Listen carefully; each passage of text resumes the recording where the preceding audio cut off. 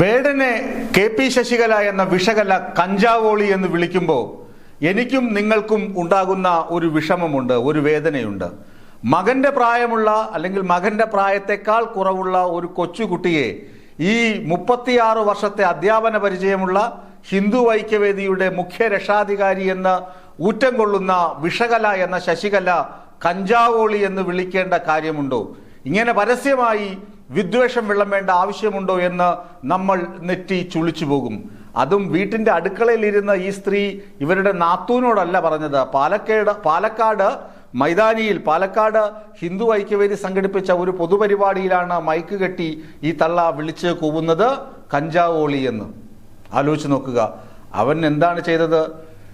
ഹിരൺദാസ് മുരളി എന്ന ആ പയ്യൻ എന്താണ് ചെയ്തത്? അവൻ എന്താണ് പാടിയത്? അധികാര കേന്ദ്രങ്ങൾക്കെതിരെ, ജാതി മേൽക്കോയ്മയ്ക്കെതിരെ, ഹിന്ദുത്വ അജണ്ടയ്ക്കെതിരെ, അവൻ നേരിട്ട അടിച്ചമർത്തലുകൾക്കെതിരെ, അവന്റെ ഹൃദയം നേരിട്ട പീഡനങ്ങൾക്കെതിരെയാണ് അവന്റെ ശബ്ദം. അല്ലാതെ അവനെ ആരും പഠിപ്പിച്ചു കൊടുത്തില്ല, നീ ഇങ്ങനെ എഴുതടാ, അല്ലെ കമ്മ്യൂണിസ്റ്റുകാർ വീട്ടിൽ പോയിട്ട് 4 നേരം സ്പൂണിൽ കോരി കൊടുത്തില്ല, ഇതാണ് നീ എഴുതേണ്ടത് ഇതാണ്, ഇഞ്ചക്ട് ചെയ്ത് കൊടുത്തില്ല, നീ ഇത് എഴുതണം, ഇതാണ് എഴുതേണ്ടത് എന്നാരും പഠിപ്പിച്ചു കൊടുത്തില്ല. അയാളുടെ സ്വതസിദ്ധമായ ശൈലിയാണ്, അതയാളുടെ കവിതയാണ്, അതയാളുടെ സംഗീതമാണ്. അതിന് വേണമെങ്കിൽ നിങ്ങൾ ഇഷ്ടപ്പെടുന്ന ബഹുഭൂരിപക്ഷം ജനങ്ങളുണ്ട്. ബഹുഭൂരിപക്ഷം ജനങ്ങൾ അയാളുടെ മൈതാനത്തേക്ക്, അയാൾ പാടുന്ന മൈതാനത്തേക്ക് ആളുകൾ തള്ളിക്കയറുന്നുണ്ട്. അത് അയാളെ കേൾക്കാനാണ്, അയാളുടെ ശബ്ദം കേൾക്കാനാണ്, അയാളുടെ ശബ്ദത്തിന്റെ വികാരം കേൾക്കാനാണ്, വികാരം ഉൾക്കൊള്ളാനാണ്. അയാൾ പാടുമ്പോൾ അത് കേൾക്കുന്ന ആളുകളിൽ ഊർജം നിറയുന്നുണ്ടെങ്കിൽ അതാണ് അയാളുടെ ശബ്ദത്തിന്റെ സൗകുമാര്യത, അതിന്റെ ഊർജം, അതിന്റെ ശക്തി. അത് കേൾക്കുമ്പോൾ വിഷകലയ്ക്ക് എന്തെങ്കിലും മനസ്സിന് ചാഞ്ചല്യമുണ്ടാകുന്നു, ഭയമുണ്ടാകുന്നുവെങ്കിൽ അതവരുടെ ഭയപ്പാടാണ്. അവർ വിശ്വസിക്കുന്ന പ്രത്യയശാസ്ത്രത്തിന്റെ അടിസ്ഥാന ശിലകളെ ആട്ടി ഉലയ്ക്കാൻ മാത്രം ശക്തിയുള്ളതാണ് വേടന്റെ ശബ്ദം എന്ന് ശശികല തിരിച്ചറിയുന്നു. ശശികല പറയുന്നത് എന്താണ്? SC/ST-കാരുടെ അതായത് പട്ടികജാതി പട്ടികവർഗക്കാരുമായി യാതൊരു ബന്ധവുമില്ലാത്തതാണ് വേടന്റെ ശബ്ദം.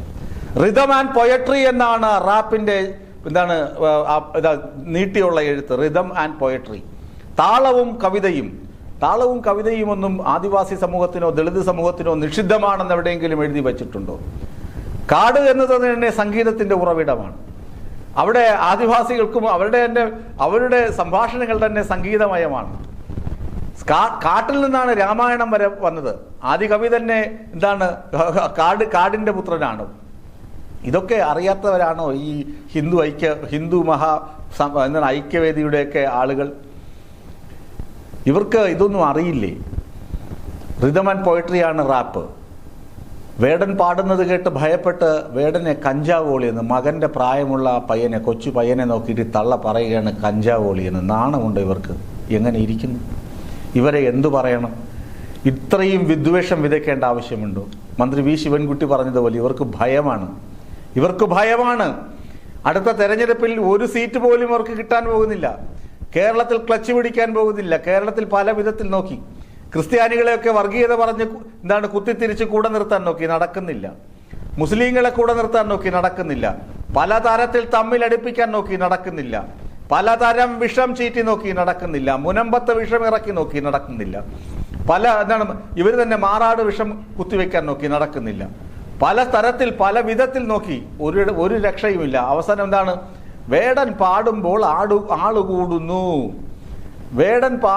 ആളുകൂടുന്നു, അത് അപകടമാണ്. അപ്പോൾ വേടനെ ഇല്ലായ്മ ചെയ്യണം. അതിനെന്ത് ചെയ്തു? കൃത്രിമ ആൾക്കൂട്ടങ്ങൾ. ഒരു ഗ്ലാസ് പാലിൽ ഒരു തുള്ളി വിഷമിട്ടാൽ മതി. 1000 പേര് കൂടുന്നിടത്തേക്ക് ഒരു 5 പേരെ അങ്ങോട്ട് കടത്തിവിട്ടാൽ മതി.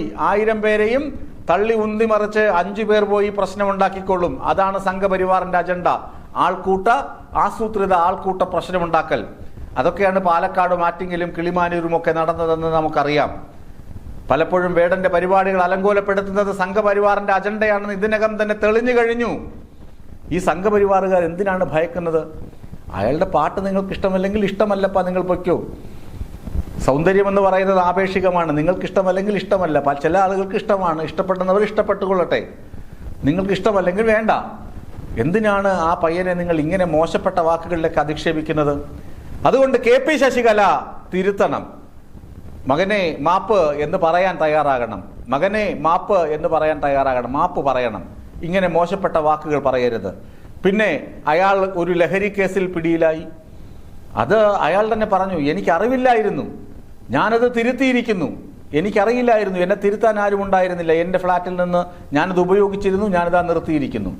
എന്നിട്ട് സർക്കാർ പറയുന്നു അദ്ദേഹത്തിൻ്റെ കല ഉപയോഗിച്ച് തന്നെ അതിനെതിരെ, ലഹരിക്കെതിരെ നമ്മളിതാ ക്യാമ്പയിൻ നടത്തുന്നു. അദ്ദേഹം ആ തെറ്റ് തിരുത്തി അതിനെതിരെ മുന്നോട്ട് വരുന്നു. ആ നന്മയെയാണ് കാണേണ്ടത്. ആ നന്മയെ, പാപത്തെ ഉപേക്ഷിച്ച് അദ്ദേഹം നമ്മുടെ കൂടെ വരുന്നു. ആ നന്മയാണ് കാണേണ്ടത്. അല്ലാതെ അദ്ദേഹത്തെ അടച്ചാക്ഷേപിച്ച് എല്ലാ കാലത്തും നീ ഇന്നവനാണടാ എന്ന് പറഞ്ഞ് ചവിട്ടി തേക്കാനൊന്നും ഞങ്ങളില്ല എന്ന് സർക്കാർ പറയുന്നു, കമ്മ്യൂണിസ്റ്റുകാർ പറയുന്നു, CPM-കാർ പറയുന്നു, ജനം ഒന്നടങ്കം പറയുന്നു. അപ്പോഴും ഇവർക്ക് കണ്ണുകടിയാണ്. ചില കോൺഗ്രസ്സുകാരന്മാർക്കും ചില ഈ ഹാൻഡിലുകൾ, ഈ FB ഹാൻഡിലുകൾ എഴുതുന്ന ചില ബുദ്ധിജീവികളുണ്ട്.